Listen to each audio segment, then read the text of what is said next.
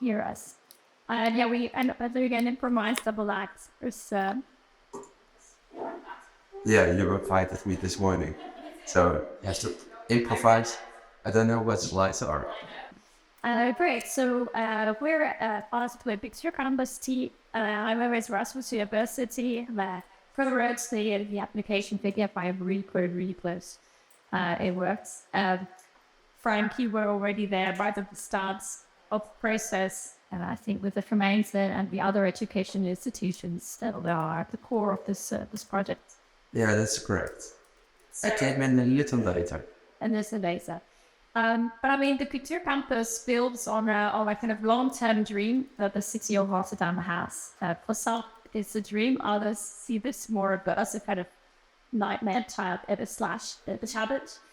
And we picked up this vision and said, okay, this is something that is planned for the next 10, 12 years. Why don't we try to pilot this now, today? We saw the lighthouse as an opportunity to get started in this process. So the Cultuur Campus pilots a sustainable hub of arts, research, learning, and community as a catalyst for territorial transformation. This is kind of our pitch. And it is in the larger scale version that is planned for the future. It is a very large space in Rotterdam South that brings together not just the arts education institutions, the university, the city of Rotterdam, possibly also TU Delft. I think there are some hints that might happen. That's the look for maybe a space in Rotterdam, given the cultural collaborations between our two cities, Delft and Rotterdam, also universities. But why at Rotterdam South? Why at Rotterdam South? Well, Rotterdam South, this is a map actually that the city of Rotterdam publishes for visitors. Rotterdam South is, as Frank showed, this part, south of the River Maas. And as you can see, the city of Rotterdam actually places a lot of advertisements on South, which is a bit symbolic because it seems to suggest that there is not much going on and that you should focus your attention upwards. And that is actually the challenge that we face. South has a rather negative image and reputation. If you look at the news, just recently, 2 days ago, there was a drive-by shooting really close to our pilot sites. 2 people were badly injured. There are regularly explosions, houses being set on fire. So there's quite a lot of negative press, many challenges in South. And since 2011, the city of Rotterdam has invested quite a lot of funding in trying to promote and improve quality of life for a number of indicators: schooling, education, housing, income gap. In South of Rotterdam, it's called the National Plan, Growth One South, National Urban Hospital South. But what we're seeing is that this program that challenges targets these measurements, schooling, education, housing, but doesn't really address life, a social experience of living in South. And culture is very hardly present in the funding that goes into this program. So even how Cultuur Campus, we're actually not bringing culture to South, but we're connecting culture to South. We try to strengthen the cultural ecosystem. Yes, and among that, there is an arts academy that is somewhere here in this area. There is a conservatorium, the Coda, that it's here in the area.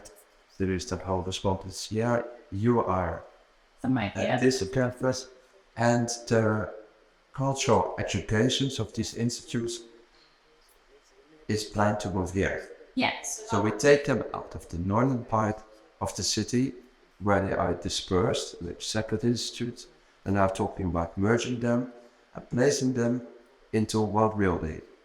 Yeah, one large building. In the hope that that will have a positive impulse on the neighborhood. Yes, it's quite earthquake. Rightly so. So the idea is to have a large campus here in the 12 years at Hoeven. And what we are doing, we are piloting actually our collaboration as of now in a smaller location quite close to where the large campus is planned.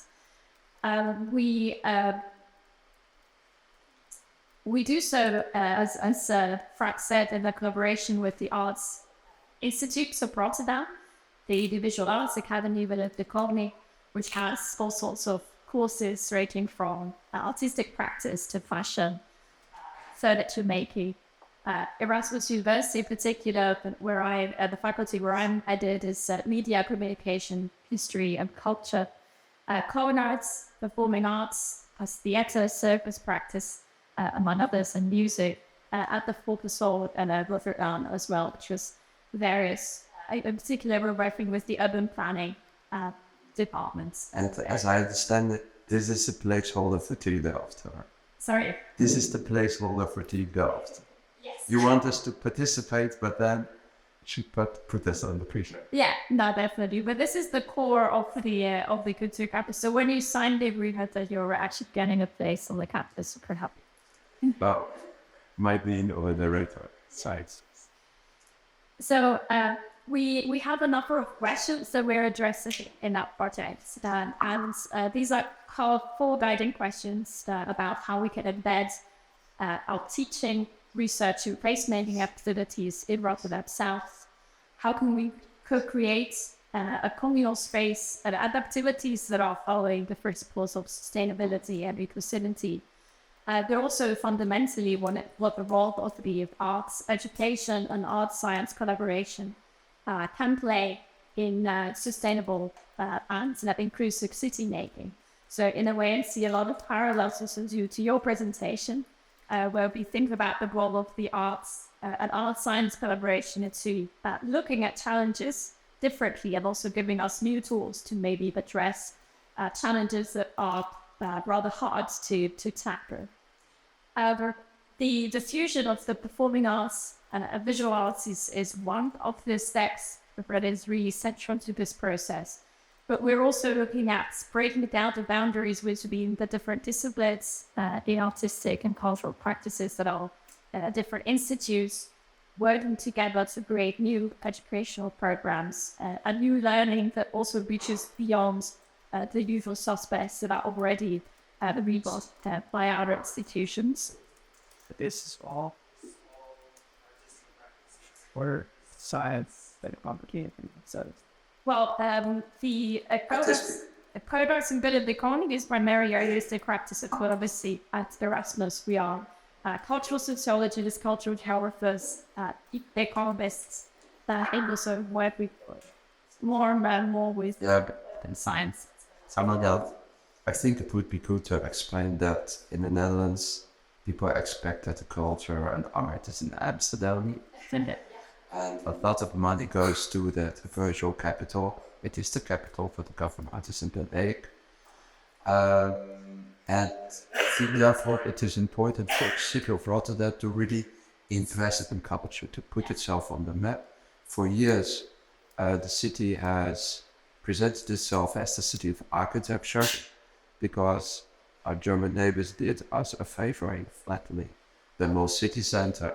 There's a lot of new, I hope you understand. There is a lot of new architecture being built in the city center, different from other cities in the Netherlands. Therefore, it got the reputation, and it is strong in that sense. But the other sectors within the creative industries are weaker, and there's a clear policy by the municipality of Rotterdam to enforce that and then to turn that into good for the other parts of Rotterdam. Yeah. So just briefly to run through the type of activities that we're supporting and piloting at the Cultuur Campus, and I asked Cultuur because that is the streets where our pilot will be located, and it kind of distinguishes us from the longer-term plans for the Cultuur Campus. We have several activities that are shaped by the NEB vision and obviously participatory governance, which is see feature of all of our projects. One of the first things we're getting started with, and Frank, you can speak more to this, is that we are putting a heritage building to new use.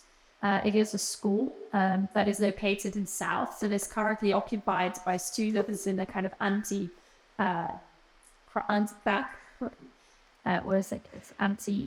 not sure how you would pronounce it in English, but basically it is a vacant building, and the municipality or other building owners are now thinking to use that building for a small fee or even no fee at all. So this is this building, and it is currently interconnected by anti-squatters. That is it. The style basically referred to the Amsterdam school. Yeah, and maybe Frank, you want to tell us a bit more about the plans for the renovation and how that will be done in a creative way. Sure, I can do that. The initial idea was that we would work together with students to come up with a concept how to do the renovation of this building. Unfortunately, there's quite a time pressure on the whole process, and to ensure that all the procedures are being done, we decided to split the assignment in two parts. The previous one.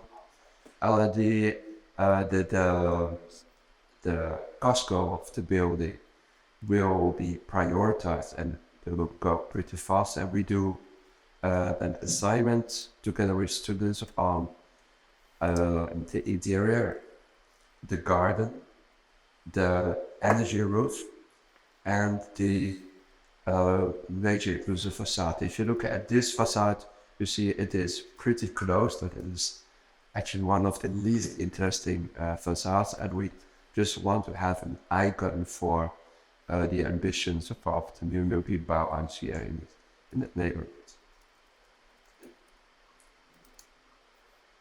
So we're going to show some floor plans, but these are just floor plans. Yes, so these are also floor plans. So it is a school. You see typically the classrooms where pupils were being educated.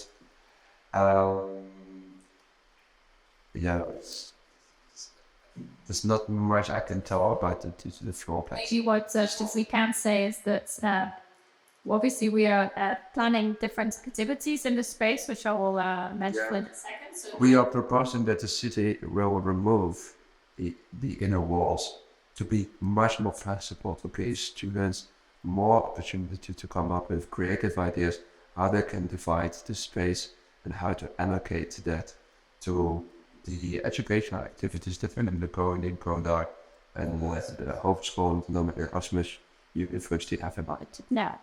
So this is the space. We're going to see one floor. This is actually 3 floors, about 1,000 square meters. And these are the activities that will be housed in it. So, I mean, obviously, part of the project will be about impact of future-oriented research. So we're working with around 300 local stakeholders that will be mapped over the last few months. Stakeholders from the arts and creative sector that are usually under the radar. Sometimes there are very informal practices that are going on in Rotterdam South. And working together with them to map their needs, but also to see how we could tailor our research and education programs to their needs, or to opportunities for collaborations that are with them.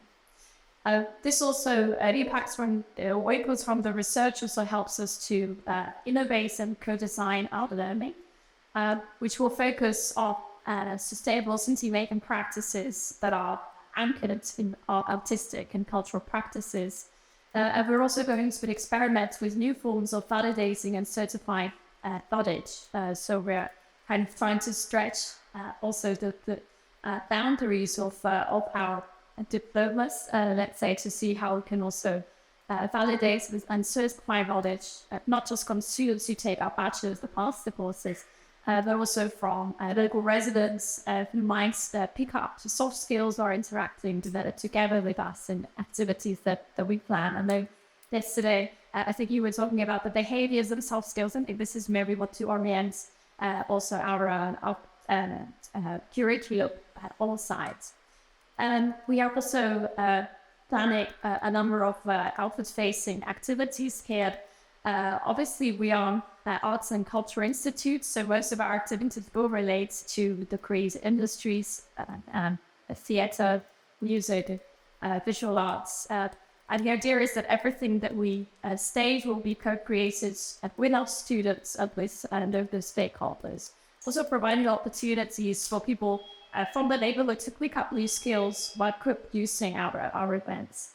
And finally, we're working with Business Thought. It is a social enterprise incubator that works with vulnerable target groups, and they will help us to accelerate 5 social enterprises that connect to our core business. That is what we can expect. For example, social enterprises that are active in the creative and cultural industries, and they'll also provide work opportunities for residents in the neighborhoods. So these are our activities. I think that's kind of obviously we are working on a we're working with a group of stakeholders and work in an iterative way with them so that we test out our approach, our design approach, and also tailor our activities to their inputs. They're happy with us.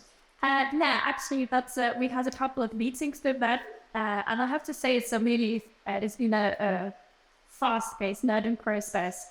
Obviously, a lot of our stakeholders are tired of having plans of the projects pitched to them that they don't feel they have their own issues with us. We have to then go back to the drawing board to see how we can restart. Yes, the population is in that labor already for decades. It's a problem area. And here once more, the city comes with plans in which they have not involved citizens at the beginning, so we get cold wind in the beginning, but we will get through that. So we had a rather intense meeting, but there were also lots of talks in the end. So we have a very positive feeling that their fees will work out really well. So I think that was all I wanted to say. Maybe one thing that I'd like to say, I was hearing back from experts of the previous presentations. Obviously, we're starting a new project, but we're also realizing how the most important thing is actually connecting to the existing ecosystem. And that also calls us to reflect on how to position our projects and how we develop those things and not reinvent the wheel, but also look at what great practices are already happening itself. That we can also benefit as well. Brilliant. Thanks so much. You're welcome.